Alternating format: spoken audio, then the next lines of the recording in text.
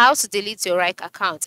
Hello friends, welcome to today's tutorial. In this tutorial I'll show you how you can delete your wrike account. So if this is your question, ensure you watch this video to the end so that you would not miss any important information.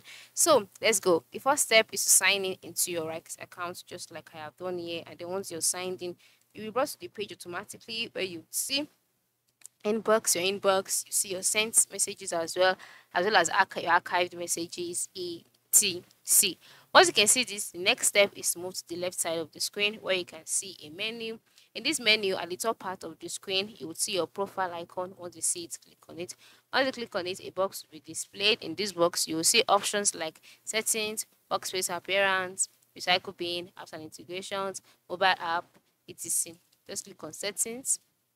Once you click on settings and you are brought to the settings page, you'll see your profile settings, etc. Move to the left side of the screen under account management. You'll see the options, users, work schedules, request form, time log, subscriptions. Then you'll see settings. Click on settings and then you'll be brought to the settings page. On this page, you'll see your account name, you'll see date and week settings. Just scroll down until you can see delete account. Then you see delete my account.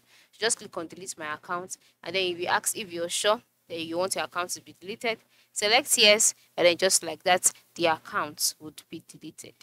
See, very quick and easy. Make sure you try this out. Okay, thanks for watching.